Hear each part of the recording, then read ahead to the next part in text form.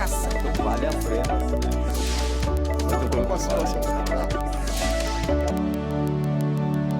Estamos vivendo no Brasil um período de amplas reformas. Reforma da Previdência e reforma trabalhista, por exemplo. Mas o governo já sinalizou sua próxima pauta, a reforma tributária. É sobre ela que vamos falar hoje no programa Em Discussão. E para explicar os impactos dessas mudanças na vida de todos nós, estou recebendo com muito privilégio Alfredo Maranca, presidente do Sindicato dos Agentes Fiscais de Rendas de São Paulo, e também Leandro Ferro, diretor de Assuntos Fazendários da Federação dos Servidores Públicos do Estado de São Paulo.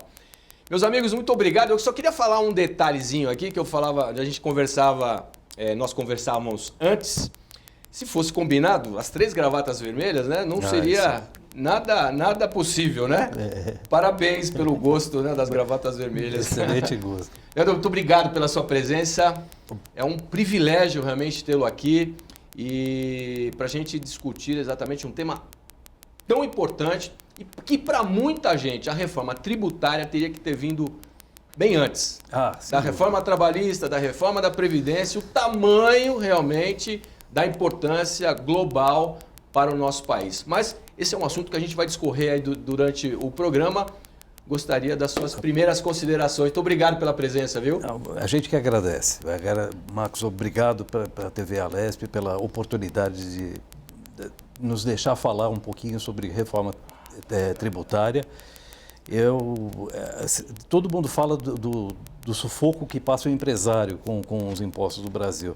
A gente queria apresentar também o outro lado. Os fiscais, eles sofrem demais com o caos que é o sistema tributário brasileiro.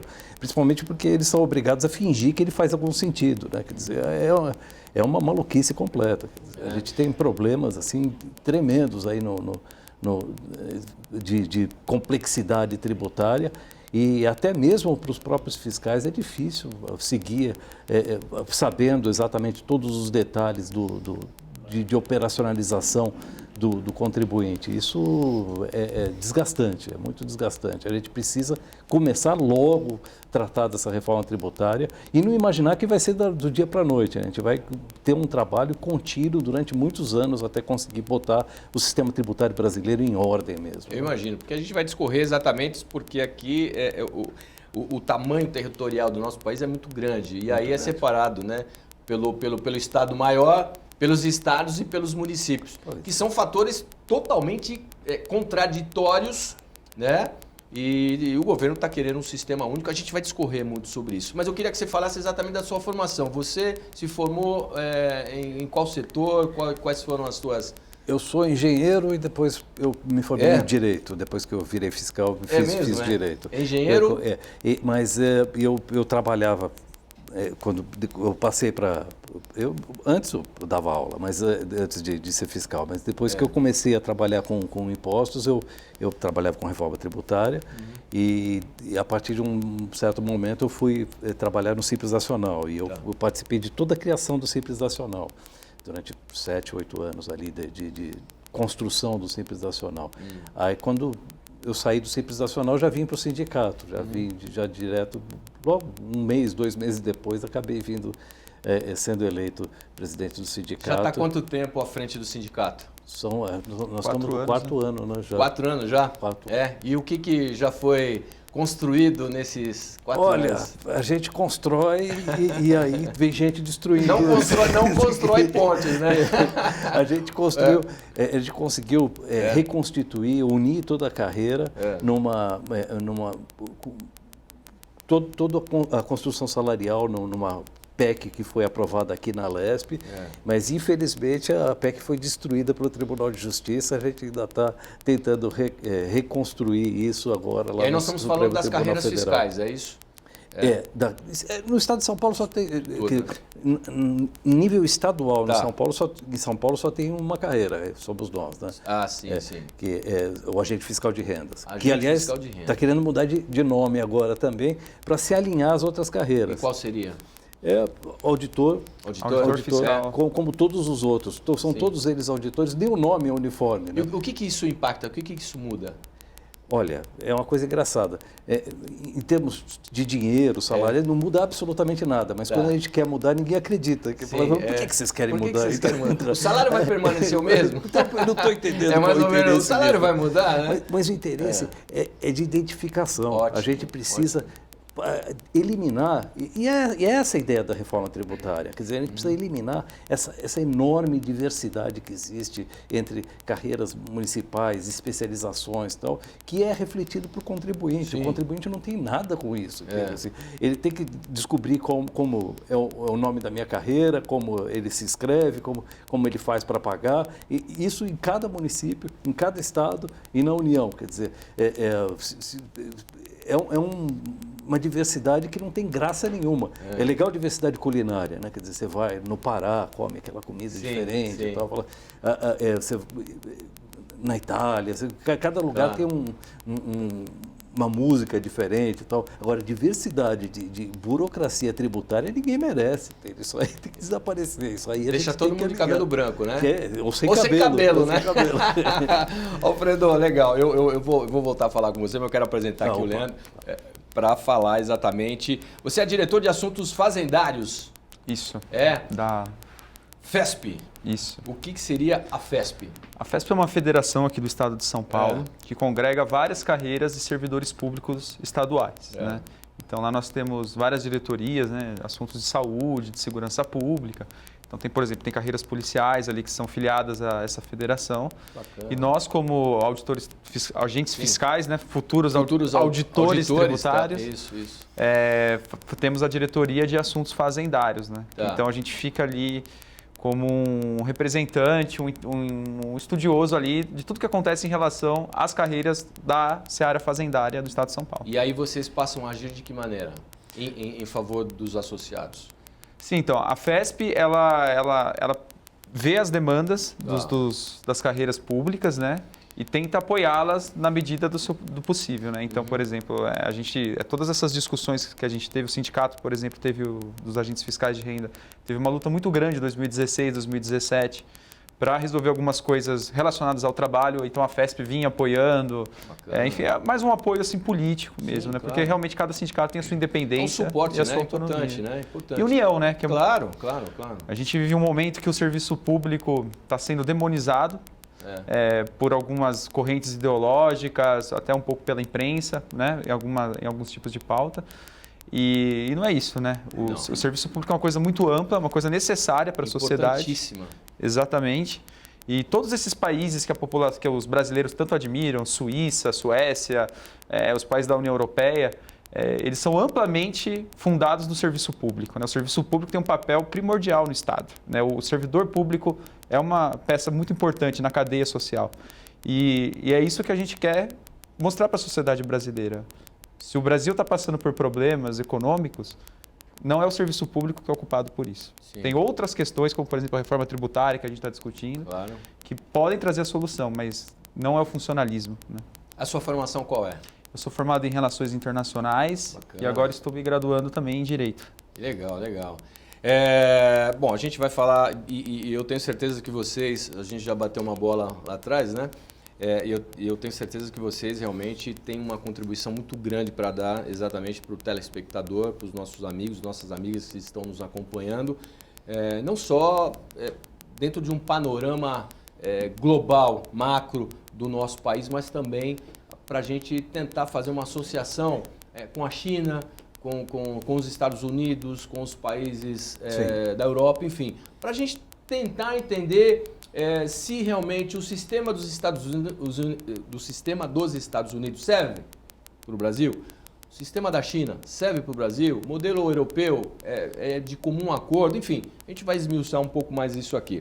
Alfredo, panorama atual do nosso sistema tributário. Eu tenho alguns amigos empresários e eles, como a gente brincou, ou alguns estão sem cabelo ou muitos cabelos brancos, assim como eu. Pois é. Não sou empresário, sou jornalista, mas jornalista também tem cabelo branco, não tem jeito. Como é que está o nosso sistema, como é que funciona o nosso atual sistema tributário no nosso país? Bom, o nosso sistema tributário hoje, ele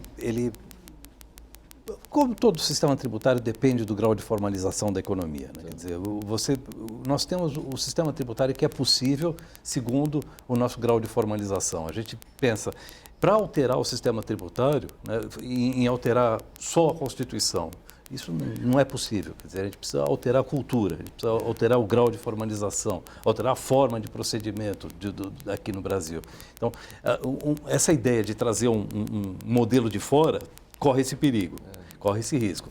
Existe um sistema tributário muito bom na Nova Zelândia, por exemplo. É fantástico, realmente é muito bom lá. E é muito simples, né? Só que o problema é que a Nova Zelândia é um país muito diferente do Brasil. Sim. A Nova Zelândia é uma espécie de Suíça, até com menos gente. É esse primeiríssimo mundo. Territorialmente. Território mínimo. Quer dizer, né? eles sentam numa mesa, conversa todo mundo ali. Quer dizer, é muito fácil fazer as coisas assim. Quer dizer, não existe emprego informal, não existe, é tudo formalizado, quer dizer, aí é fácil. Na Suécia, por exemplo, na Suíça, os países nórdicos, eles têm um sistema tributário, isso a gente aprendeu no nosso FIT, a gente fez um fórum internacional tributário, bacana, trouxe um monte de países para conversar sobre os sistemas tributários e saber quais são os horizontes, o que a gente pode imitar, o que a gente pode... E a gente vão trazer esses países do norte da Europa, eles são fantásticos, aquele sistema tributário lá, o contribuinte fala que o sistema tributário é maravilhoso, e aí a gente conversando com eles, eles falaram, não, o nosso sistema é o seguinte, a gente quer eliminar o imposto de renda, o imposto de comércio para a gente é uma coisa meio atrasada, o nosso imposto mesmo é sobre folha de pagamento. Como assim? Pois é, como assim? Como assim? Mas toda a carga tributária sobre a folha de pagamento, porque você não tem medo que isso desformalize, quer dizer, você transforma em pessoas jurídicas, pejotize, aí eles...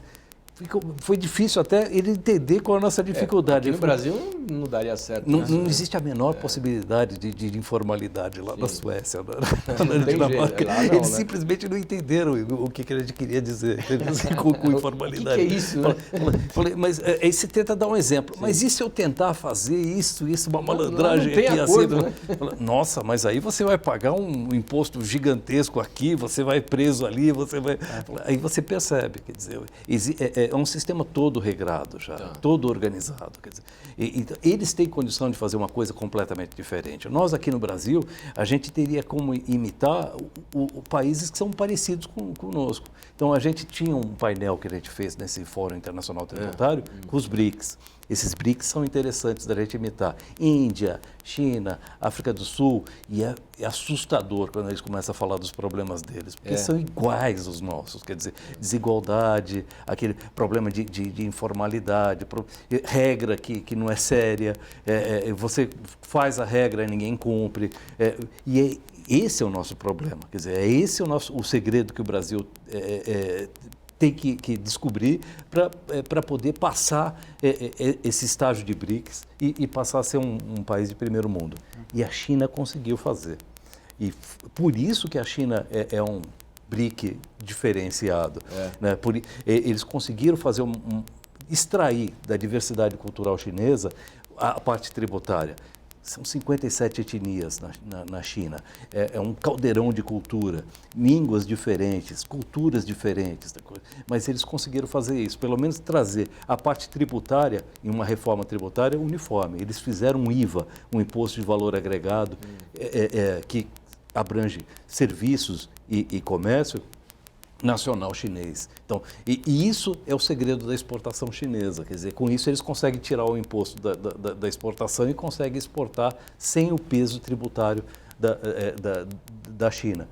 Ô Leandro, você quer complementar algo em relação acho que o que o Alfredo falou a esse mercado internacional, até fazer um comparativo que nós temos lá em relação ao que nós temos aqui, né? Claro, uma coisa que é muito importante que o Alfredo falou é a seriedade que o cidadão norte-americano, canadense ou europeu trata a questão do crime tributário, por exemplo, a sonegação, né?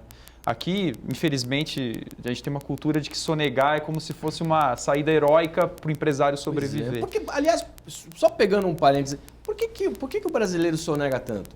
Porque nós temos uma carga tributária muito alta, é isso? Não. Aí é educação. Cultura? Acho que são vários fatores, né? Eu acho que o Brasil é um país pouco competitivo. Infelizmente, o empresário é pouco competitivo. aqui por vários fatores, não é culpa unicamente do empresário. Também falta capacitação para esse tipo de profissional que é empreendedor. Mas o Brasil, por exemplo, né, a gente estava comentando antes, né, em termos comparativos com esses países, a nossa carga tributária sobre a renda, o juros sobre o capital, o lucro, né, ela está muito abaixo da média da OCDE, que é uma organização de fomento de países. Né? O Brasil não faz parte, mas tem os dados lá para comparar. Então, por exemplo, enquanto a nossa carga tributária é por volta de 6,3, a média da OCDE é 11. Tem países que são 13, Suíça, grande parte dos países europeus é acima de 11, por exemplo. A gente está até abaixo do Chile, do México, por exemplo, que são latino-americanos. Isso quer dizer o quê? Que a gente taxa muito pouco o patrimônio, o lucro e a renda no Brasil. Isso quer dizer o quê? Isso significa que você está beneficiando a parcela mais rica, a parcela que mais consegue acumular capital, a parcela que mais consegue obter lucro e está taxando a parcela menos favorecida, que é o cidadão comum, a classe média, os pobres. Nós temos que virar esse cofre de ponta cabeça, é isso ou não? Essa é uma das... Essa é a ideia? Essa é uma das ideias que as nossas entidades defendem. Né? Inclusive, a gente até apoia... Fizemos 2 campanhas. Né? Uma é o Pobre Paga Mais, que foi lançado no ano passado, uma segunda edição, que mostrava justamente isso. Né? Por que é tão pouco taxado o patrimônio e a renda, enquanto o ICMS, que é o imposto sobre o consumo, que todo mundo consome, o pobre e o rico, ele é unificado. Por exemplo, todo mundo paga 12%. Mas assim, para mim, por exemplo, se eu ganhasse R$1.000 e pagasse 12%, tem um peso. Agora, se eu ganhasse 10 mil, pagasse 12%, concorda que o peso é menor? Sim, então, sim. E é assim que está sustentado, por exemplo, todo o consumo no Brasil, que é o ICMS.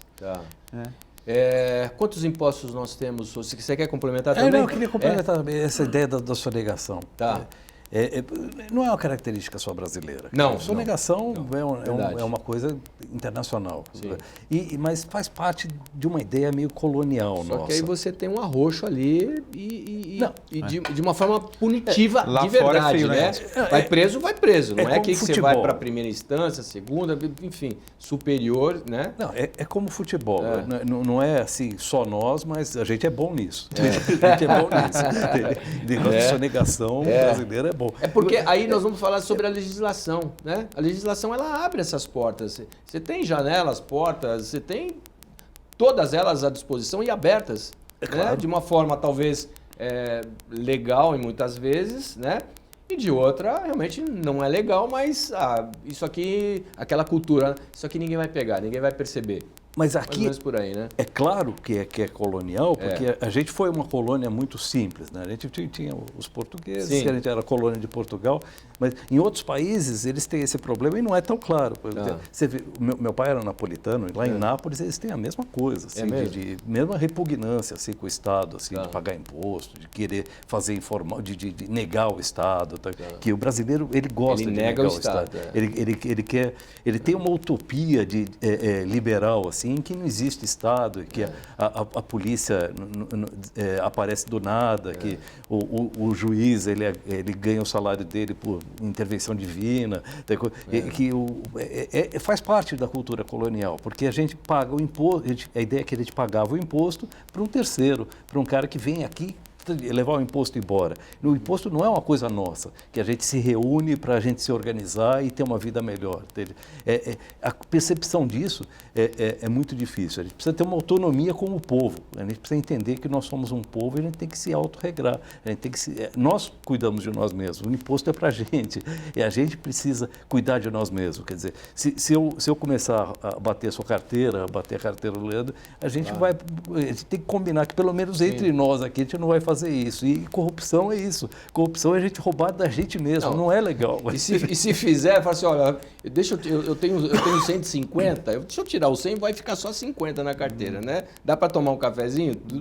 Deixa o 100 comigo, né? Sem dúvida, combinar, né? Vamos combinar. Se eu depredar a rua, a placa, tal coisa, eu estou depredando a minha rua, né? A minha casa, né? Quer dizer, o meu ambiente. Quer dizer, a gente precisa ter, a coisa pública somos todos nós. A gente perde essa consciência culturalmente, porque a gente tem ainda esse resquício colonial. É totalmente cultural, né? Totalmente. É cultural. Fredo, quando o Leandro fala a nossa taxa de tributos está em torno de 6%?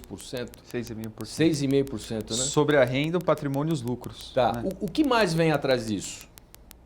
Quais são os outros impostos? Quais são os impostos divinos que os brasileiros pagam? E todos nós pagamos, vamos lá. Todos? Então, bom, a gente tem... Ou os mais importantes, né?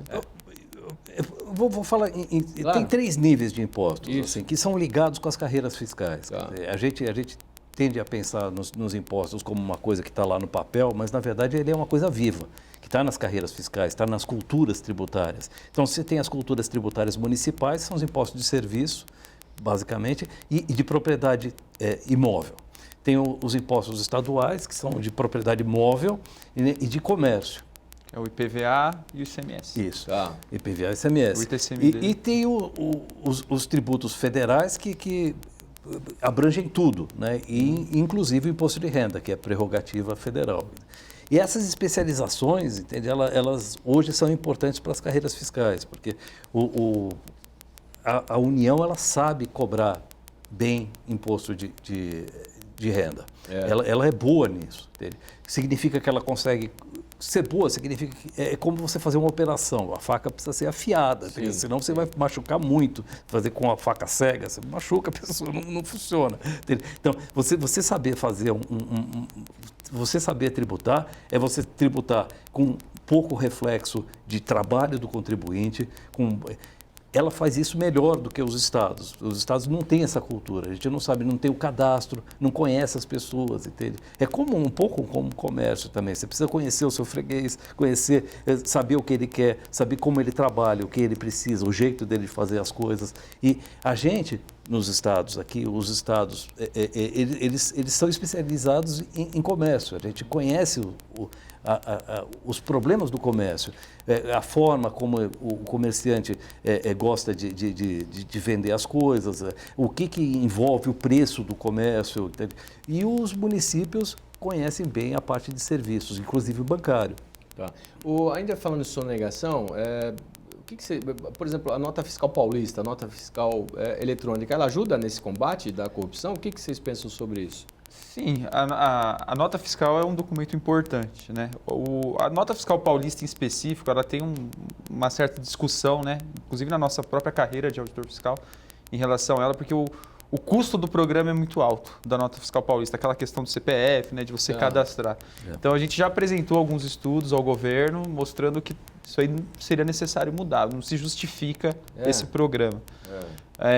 Porque ele foi feito numa tentativa, né, de realmente aumentar a formalização, né? A pessoa, ao cadastrar o seu CPF na nota fiscal, né, ela estaria obrigando o comerciante, no caso, apesar que quando o Alfredo fala em comerciante, às vezes a gente pensa numa loja. Sim. Estou falando até de grandes varejistas, né? Por exemplo, o comércio de um modo geral. O varejo pesado também, que tem aqui no estado de São Paulo. Né? Então, ela veio nessa tentativa de ajudar a formalizar mais as vendas que acontecem na cadeia produtiva. Mas isso impacta de maneira positiva em termos de sonegação e também de controle do Estado em relação a tudo isso? Isso é um parâmetro interessante. Essa é a ideia da nota fiscal paulista, que a gente está chamando nota. Eles costumam chamar de uma maneira genérica de programas de cidadania. É um nome meio esquisito, mas existe isso em São Paulo começou e existe isso em vários outros estados. A gente copiou isso aí dos Estados Unidos. A ideia é que você pedir a nota fiscal, antes a gente falava, um tempo atrás, a gente falava que você precisa ter consciência cívica, pedir a nota fiscal, porque isso é a cidadania, por isso que chama programa de cidadania. Tinha cartazes, né, nos lugares, né? Peça a nota fiscal. Como conscientização. Cá entre nós, quer dizer, ninguém vai pedir aquele papelzinho, tem coisa que não servir para nada. Você precisa dar um preço para aquilo. E agora teve uma alteração também, né, na distribuição disso aí, né? Foi diminuir um pouco. Né? Crise, né?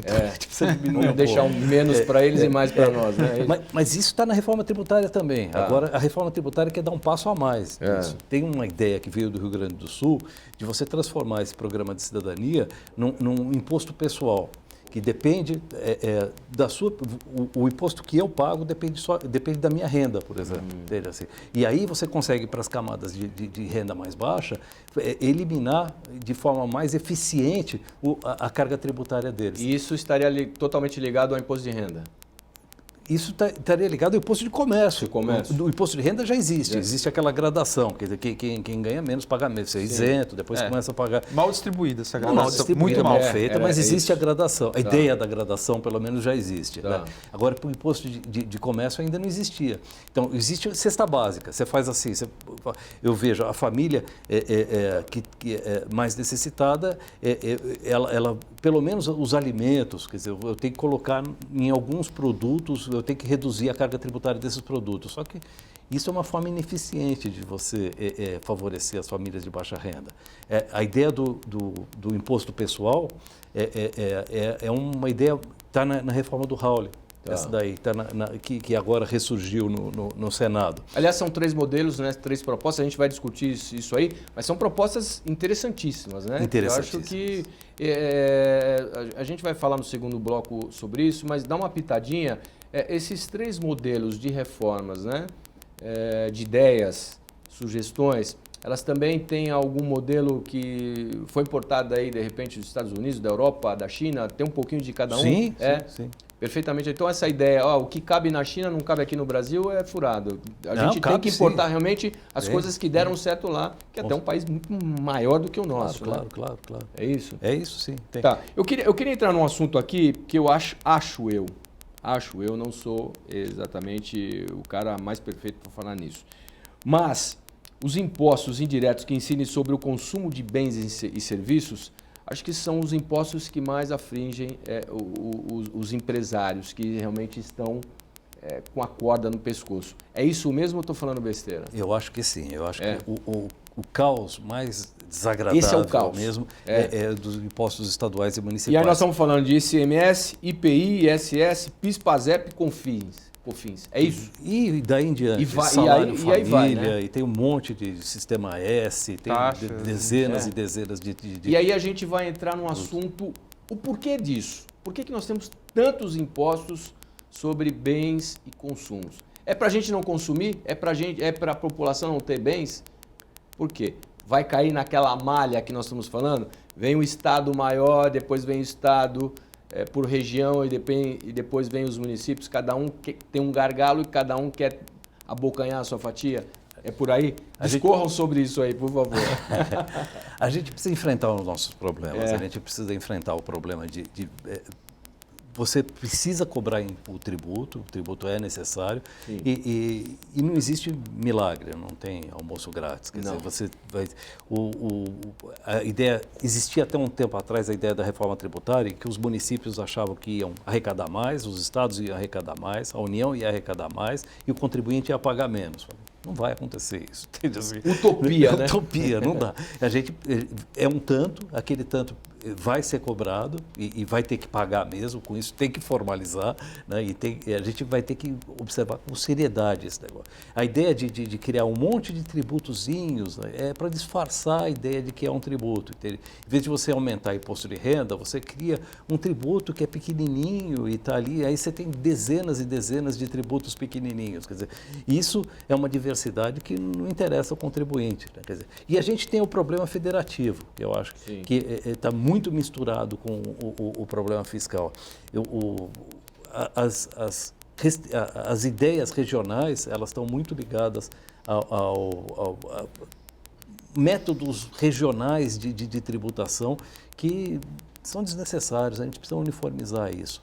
E o problema é que o sistema tributário que foi feito na Constituição de 88, ele é inconsistente. É incrível que ele tenha demorado tanto tempo, durado tanto tempo, porque o ICMS, por exemplo, imagina, funciona da seguinte maneira: alguém paga para um estado, um contribuinte paga para um estado, a mercadoria vem para o estado de São Paulo, por exemplo, e aí é exportada. Quem tem que devolver para o contribuinte é o estado de São Paulo. E o contribuinte pagou para o outro estado. Pois E não é. existe compensação disso. Agora, imagina isso em todo o comércio interestadual. Você paga para um e depois é o outro que devolve. Quando emite a nota fiscal em Minas Gerais, vem para São Paulo, aquela nota fiscal vira um cheque. Só que um cheque sem fundo, porque está combinado que ele não pagou lá em Minas Gerais. Tá? Porque você deu um benefício. Tá? E aí se começa... É um sistema que é muito... vulnerável à guerra fiscal. A gente não pode ter isso. Uma das coisas mais importantes que a gente, de seriedade do sistema tributário de comércio, de ICMS, é a gente admitir um critério financeiro. Quer dizer, você tem crédito do imposto se você pagou. Se você não pagou, você não tem crédito. Tem uma coisa simples assim. Agora, se você quer ter crédito e você não pagou, isso é um financiamento. Então, ele tem juros, você precisa saber de onde vem esse dinheiro. A gente precisa parar de acreditar em Papai Noel tributário e passar a enfrentar assim, os problemas olho no olho. Isso é a reforma tributária que tem que ser feita aqui no Brasil. Leandro, eu vou para um rápido intervalo. Na volta, prometo que eu quero saber a sua opinião em relação a uma guerra desleal ou não. Tudo isso que o Alfredo falou, tá? Com certeza. A gente volta já já, não sai daí o papo e o assunto estão bons demais. A gente já volta.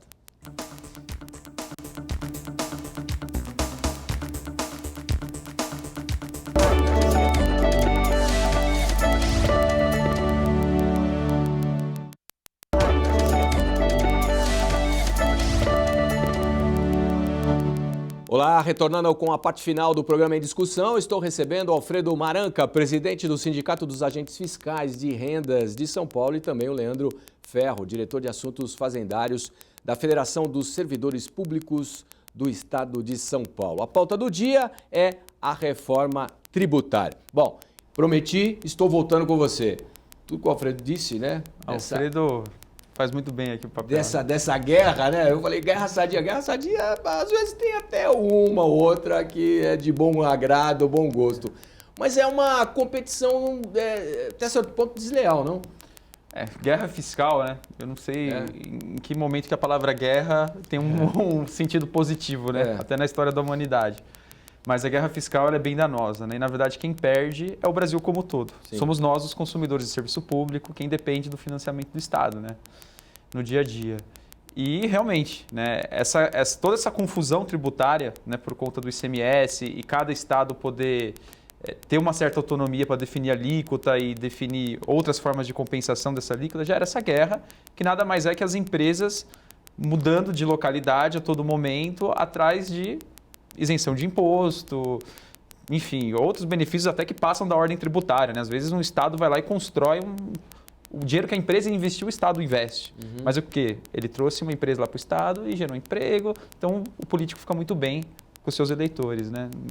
Assim, simplificando bem essa questão da guerra fiscal. Só que todo mundo perde, porque ela não vai pagar imposto aqui, porque ela saiu daqui, e também não vai pagar lá, porque foi por isso que ela foi para lá, senão ela não estaria saído daqui.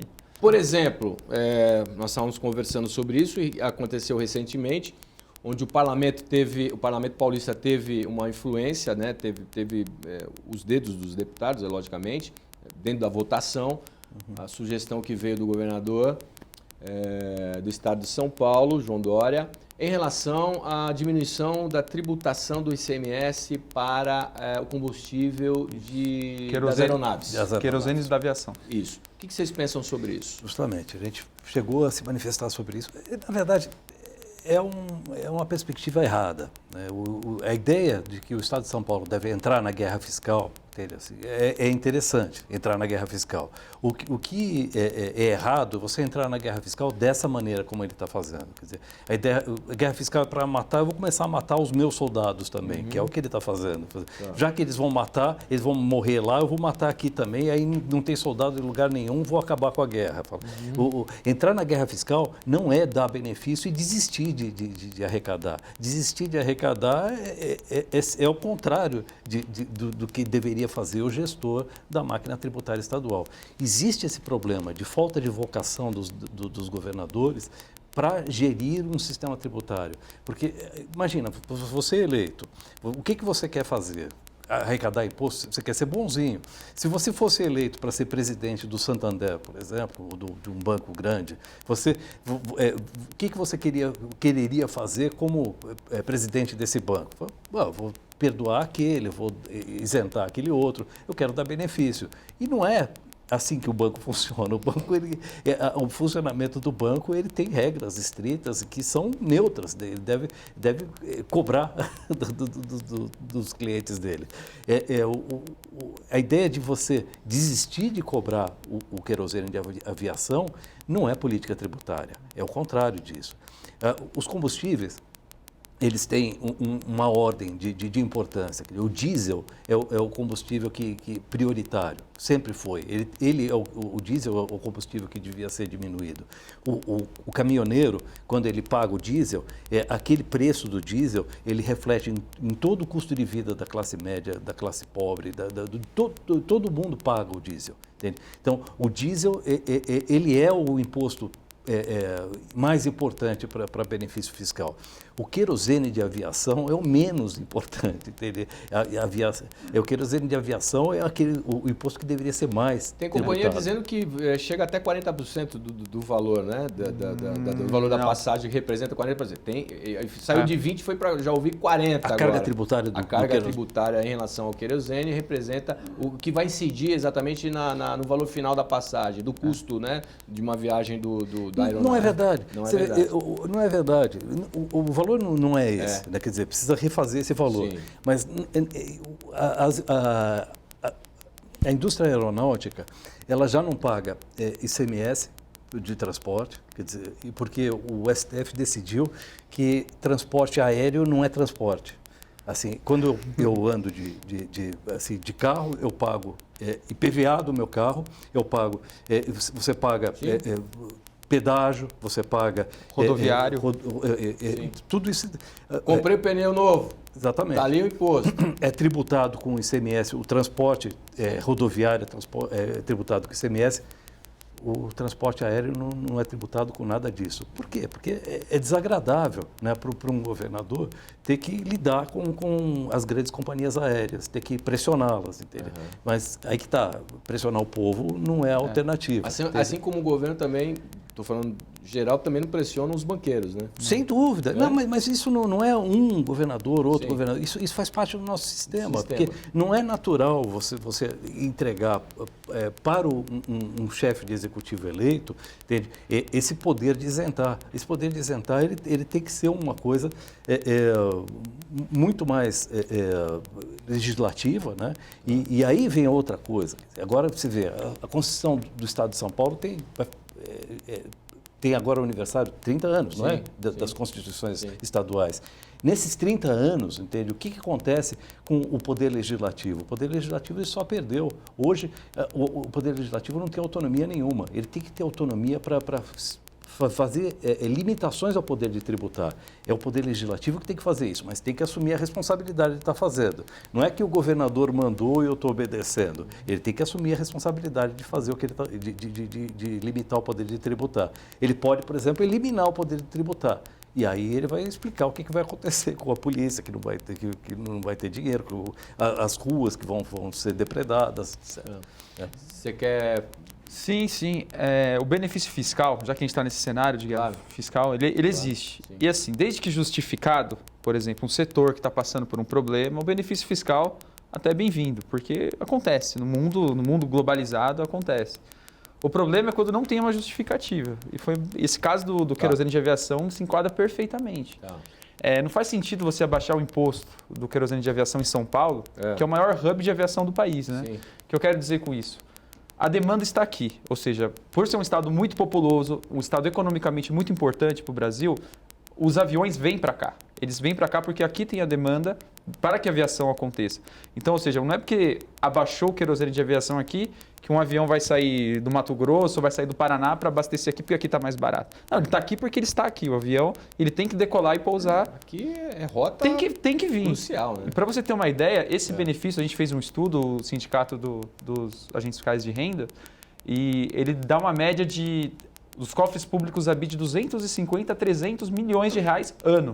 Ou seja, então assim, é um dinheiro relevante é um dinheiro que não precisaria estar sendo aberto mão e que o governo de São Paulo não mencionou a contrapartida, que é uma obrigação da lei de responsabilidade fiscal, né, Alfredo? Sim. Se você vai dar um benefício, você tem que falar da onde você vai compensar. Tá. E até o momento, ninguém sabe da onde vai vir a compensação desses 300 milhões que vão deixar de entrar por ano nos cofres de São Será Paulo. que vai impactar exatamente no bolso do consumidor, Claro.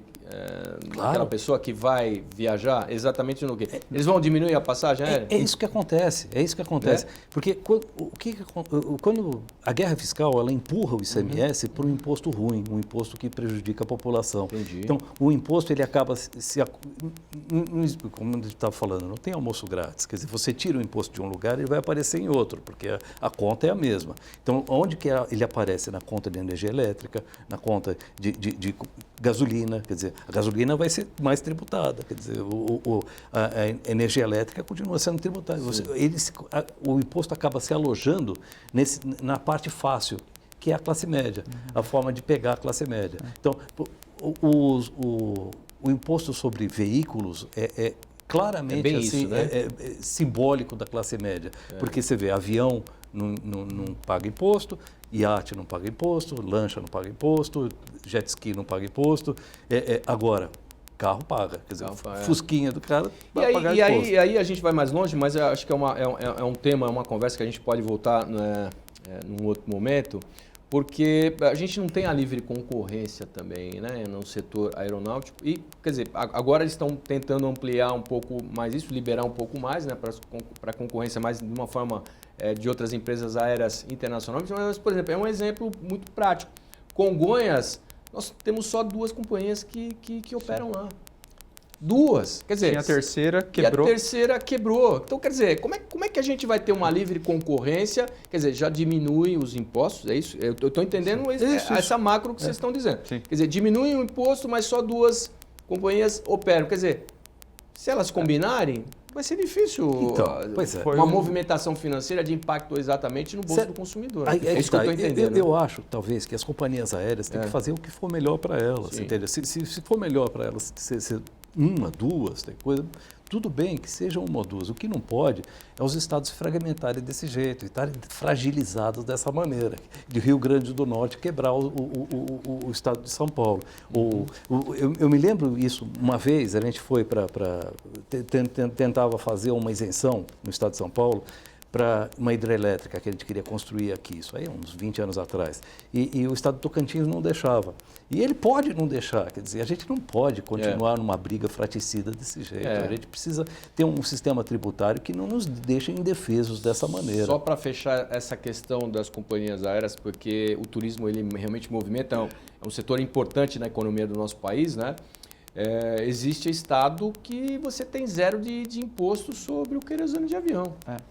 Essa é a guerra complicada, de fator complicado. E é um estado que, sem citar nomes, do Nordeste, que quem não gostaria de ir para lá? Mas não existe o estado que é 0% da gasolina que a classe média usa. Isso aí não tem, né? Isso aí não tem. E talvez iria impactar, talvez no óleo diesel, né, que tantos os caminhoneiros estão lutando por essa questão, as transportadoras de um modo geral, que com certeza iria impactar aí no consumo, né, da população, tivesse vestuário, alimentação, enfim, uma infinidade de coisas, né? Queria só fechar essa questão das companhias aéreas, porque a gente tem um paralelo muito recente agora.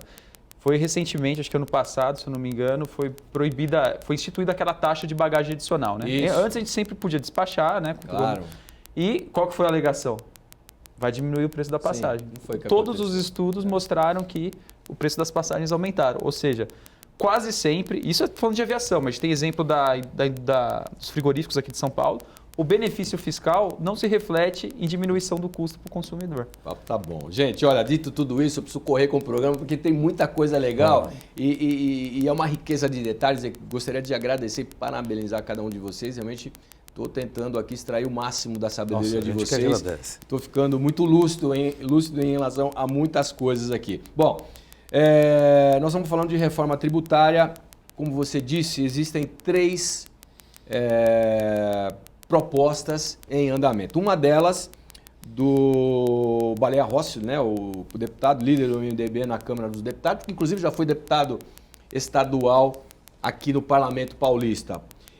Vamos esmiuçar essas três propostas. Vamos começar por essa do deputado Baleia Rossi, Perfeito. que está lá na Câmara e que, como eu disse na abertura, o governo já sinalizou que a reforma tributária pode ser já discutida aí nos próximos meses, o que seria de fundamental importância para o país aí realmente caminharia a passos largos, não? Seria maravilhoso. Então, a ideia essa Vamos lá. tomada inicial do Baleia Rossi, ela se baseia num trabalho que foi feito por um grupo aqui em São Paulo, que é regido, chama CECIF, pelo Eurico de Santi, que é um tributarista fantástico e que uma pessoa assim agregadora que juntou um monte de gente e trouxe o API, que era um economista físico, teórico fantástico, tal, que tem ideias muito interessantes e moldou muita participação dos municípios também, um tributo muito parecido com o sistema americano. Ele tem o sistema tributário que está nessa ideia do API é um sistema tributário de alíquota única para todas as mercadorias, como uma tentativa de solucionar, né? E é nisso que ele é diferente do sistema do Hawley. O sistema que foi montado no consenso das forças do Congresso no ano passado, que foi aprovado na comissão do Hawley, que agora ressurge no Senado, né? Ele é diferente nesse sentido. O sistema do API, ele é de uma alíquota para todas as mercadorias, mas varia por cada município. Os municípios podem regular e os estados podem regular as alíquotas. Quer dizer, o do Hawley, ele depende da mercadoria, mas é uniforme no Brasil inteiro. Entende assim? Cada mercadoria tem eles são diferentes nisso. Um depende da mercadoria, o outro depende do município. Na verdade, a defesa de depender da mercadoria é porque é muito difícil você usar o mesmo critério para todos os tributos. Por exemplo, é isso que nós estamos falando. A política tributária ela vai tender a ter uma alíquota para o querosene de aviação, uma alíquota para o... É difícil você tributar a creche da mesma maneira que você tributa uma casa de jogos ou uma casa noturna. Isso não são coisas... É natural da economia. Até porque os pesos são diferentes. Então, por exemplo, a taxa de imposto de comércio é 15%, mais ou menos. É difícil você usar 15% para tributar seguros. Quantidade enorme de tributo para o seguro. Então, você precisa de variações para graduar isso. E a parte do API, ela envolve um problema grave que existe nos grandes municípios brasileiros. Porque o município de São Paulo, ele é muito diferente dos municípios pequenos. O município de São Paulo arrecada tanto quanto, mais do que a Argentina, por exemplo. A Argentina inteira. É uma coisa colossal. Então, o sistema tributário dos grandes municípios é muito diferente dos pequenos municípios. E isso não está na reforma do Hawley. Isso precisa ser assimilado. Então, essas duas reformas, a reforma que foi feita no CECIF e a reforma que está correndo agora no Senado, elas precisam ser alinhadas. Já está no Senado, né? Está no Senado. Ela foi aprovada na Câmara, não foi votada, porque estava esperando a Previdência. E aí ela surgiu no Senado. Então, hoje nós temos uma situação muito interessante. Ela está está nos dois. Os dois? Está nos dois. Tem comissão no Senado e na Câmara, os dois fazem. E isso é uma coisa que acontece nos Estados Unidos. Nos Estados Unidos, eles fazem no Senado e na Câmara e depois eles comparam as duas. Eu sei como é que vai funcionar isso aqui. Né? Quer dizer, mas, de uma maneira geral, a gente tem que... perceber que o legislativo, e é bom que nós estamos aqui na Lesp, o legislativo está crescendo. Ótimo. Quer dizer, isso a gente está evoluindo para um parlamentarismo estranho. É que o Brasil, ele hoje, na prática, é um país parlamentarista. Esses impeachments que acontecem aqui no Brasil, eles acabaram levando a gente para um poder do legislativo. O poder legislativo hoje é muito presente, né? Quer dizer, e você vê que a real disputa acaba sendo entre Senado e Câmara, né? E por isso, é bom a gente estar aqui, eu tenho que falar isso. Claro. A Assembleia Legislativa tem que assumir o papel dela Tem também. papel fundamental. Tem papel fundamental. Ela não pode ser puxadinho. Não pode ser puxadinho. Isso você visualiza de uma forma positiva por conta da grande reforma que nós tivemos, da reformulação, melhor dizendo. Tivemos mudanças estruturais de partidos, né? E também de novos deputados chegando, né? Quer dizer, mentes, não que as outras mentes não eram pensantes, mas mentes mais oxigenadas, podemos dizer assim. A gente tem que receber as pessoas que chegam agora na Assembleia Legislativa com vontade de mudar, vontade de fazer, com boa vontade.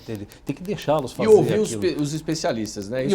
Aliás, vocês estão sendo ouvidos nessa grande reforma tributária? Sim. Como é que está essa relação? Sim, Você tem participado de reuniões? Participado muito. Eles têm ouvido. Pela primeira vez, que ótimo. as carreiras fiscais estão sendo ouvidas. Fico feliz, eu espero que continue sendo ouvidas. De que maneira a sua participação lá?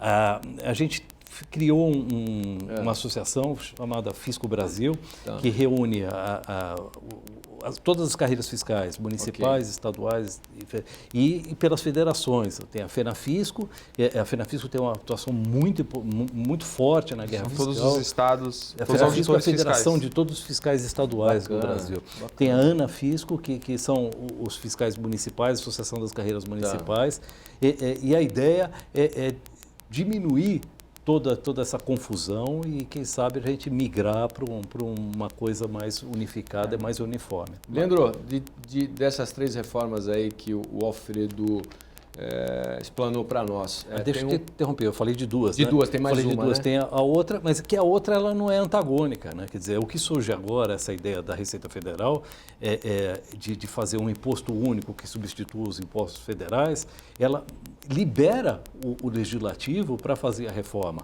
o que é uma visão, assim, carinhosa para o Brasil. Né? Muito boa, Sim. porque a Receita Federal realmente não deveria emperrar a reforma tributária. Se o Congresso mostra essa vocação de fazer reforma, e parece que mostrou pela aprovação na Comissão de Constituição e Justiça, a comissão especial o ano passado da reforma tributária do Raul, se o Congresso consegue fazer essa amarração de interesses da reforma tributária, deixa ele fazer. A Receita Federal faz a parte dela, diz o que interessa a ela e deixa que o Congresso faça um concílio das forças. Sim.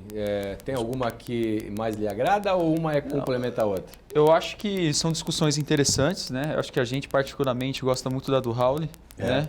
Verdade. A que o Raul tem assim encaminhado, tem batalhado. Agora, deixa eu só entender, até para que o telespectador entenda também. Quer dizer, nós temos lá em tramitação a do deputado Baleia Rossi, do Raul também, já está colocado. As duas estão correndo paralelamente. Foi assim. A reforma, precisa contar a história, como é que aconteceu. Claro. A reforma do Raul... Só para a gente situar aqui, Sim, tá? claro. Por favor. Em 3 anos de discussão no Congresso Nacional, com todos os interesses do Congresso Nacional, Zona Franca de Manaus, incentivos do Nordeste e tal, e ela conseguiu conciliar os interesses e aprovar um texto, inclusive com as carreiras fiscais. Esse texto não teve continuidade porque o Raul ele não foi reeleito, entendeu? O Raul ele saiu de lá, mas mudou o governo, apareceu o Bolsonaro e mudou o cenário político. Agora a reforma precisa se readaptar nesse novo cenário político rápido para que a gente possa voltar à reforma tributária. Para fazer isso, o que o Maia fez? O Maia foi conversar com o Congresso, com o governo federal, e falar: tragam o interesse de vocês na reforma. E eles estavam demorando. Falou: eu tenho pressa, eu preciso fazer essa reforma logo. Né? Porque essa coisa, esse protagonismo do legislativo. Falou: tragam logo. E eles não traziam. Falou: tá bom, se vocês não trazem, eu vou atrás. Falou: quem é que está fazendo a reforma para vocês? O CECIF? Trouxe o pessoal do CECIF, trouxe o API. Falou: cadê a reforma de vocês? Falou: não, a nossa reforma já tinha sido protocolada antes, né? Ela já existia. E ele pegou a mesma reforma que estava sendo feita pelo API e colocou com o Baleia Rossi, para o Baleia Rossi fazer a reforma no Congresso. Então, com isso, quer dizer, o governo federal ele teve a humildade de fazer essa retirada de campo e deixar o Legislativo fazer a reforma tributária. Falou, eu vou fazer só a parte federal mesmo, a parte federal está aqui. Só que quando ele apresentou, isso foi há poucos dias atrás, quando ele apresentou a parte federal, era completamente diferente daquilo que o Maia tinha previsto, do Baleia Rossi. Ele propôs uma coisa totalmente diferente em termos de imposto único, que é a ideia do Sintra, sempre foi, né? Sempre foi a ideia de unificar os tributos. Numa espécie de CPMF que substitua os impostos de renda e jogou essa reforma dele. Então, muito provavelmente, a reforma do Rossi do Baleia Rossi passe a ser um complemento. Vai encabeçar, né? É isso nesse meio tempo, né, o Senado resolveu também continuar fazendo a reforma e tomou exatamente, abraçou o texto do que estava sendo feito na Câmara. Quer dizer, nós estamos conseguindo chegar num consenso, acho. Nós estamos conseguindo chegar num consenso. Acho que o segundo semestre desse ano vai ser um momento mágico. Assim, onde a gente vai conseguir iniciar, fechar uma reforma na Constituição e criar vai ser necessário se criar um comitê gestor nacional para gerir essa reforma. Porque ela não vai essa reforma é muito trabalho. É trabalho que vai ser feito por fiscais do Brasil inteiro. A gente vai precisar de mobilidade dessas especializações. Quer dizer, esse comitê gestor vai ter que ter como tirar colocar os fiscais onde eles são necessários, né? Não nas contratações dos governadores e dos prefeitos ali. Esquecer essa parte política regional, né? E a gente tratar de um sistema tributário nacional em todos os auditores, ter uma unificação dessas carreiras fiscais. Isso é muito difícil, porque isso principalmente, isso fala de funcionários públicos, que os fiscais são funcionários públicos, numa hora que o funcionário público é demonizado. Entende? Mas eu espero que o Brasil tenha maturidade para entender essa contradição, né, e consiga criar essa estrutura única de tributos e de fiscais tributários, com remunerações uniformes que permitam essas remoções e realocações de mão de obra para que a gente possa fazer essa reforma. Tomara. Leandro, a gente está chegando no final, mas quero encerrar com você exatamente para você dar o seu panorama, a sua visão e se o governo está, de uma certa forma, talvez aí vai propor um sistema único de tributação, se isso, na sua visão, é de fato uma coisa boa para o nosso país. Acho que o Alfredo sintetizou muito bem, assim, né? É um assunto complexo, é um conjunto grande. Mas o que eu acho mais importante nessa discussão que vai se encaminhar agora no segundo semestre é realmente isso, né? Ouvir as carreiras fiscais, que somos altamente especializados no assunto, né? São um dos concursos mais difíceis do Brasil, então tem conhecimentos de direito, de contabilidade, de economia, para a gente exercer nossa profissão. Então, assim, é uma profissão muito importante. E que, de fato, sejam ouvidos realmente a nossa experiência prática, porque a gente tem experiência teórica e prática da fiscalização. A gente vê no dia a dia a dificuldade do empresário e a dificuldade do Estado como ente arrecadador na sua função de arrecadar e depois distribuir o imposto que é tão, né, suado assim, para todos os brasileiros, mas que, infelizmente, a gente não vê o retorno, né? Por isso, muitas vezes, a frustração com o trabalho a questão do imposto, com a arrecadação tributária.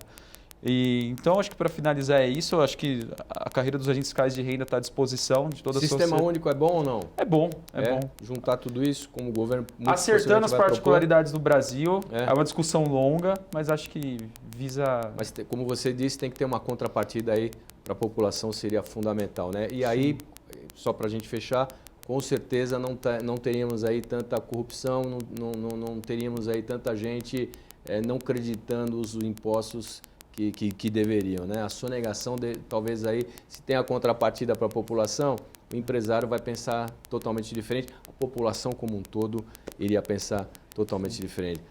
Adorei o programa. Você vê que eu falei 1 hora para nós, ali nos bastidores a gente conversando, eu falei, vai ser muito pouco. Muito obrigado pela sua participação. Muito obrigado mesmo pela sua participação. Com certeza vocês terão cadeiras cativas aqui, porque esse assunto é um assunto que interessa a todos nós. E no andamento aí exatamente dessa votação, tomara, né, dessa reforma tributária, aí, talvez aí no segundo semestre possa acontecer, a gente vai convidá-los exatamente para a gente ir podendo bater um papo. Muito obrigado também Obrigado, a Marcos. todos vocês. Muito TV obrigado a Alesp. você também que nos acompanhou até esse exato momento. Se você quiser rever esse programa, é só acessar o nosso canal no YouTube. Muito obrigado e até o próximo programa. Tchau.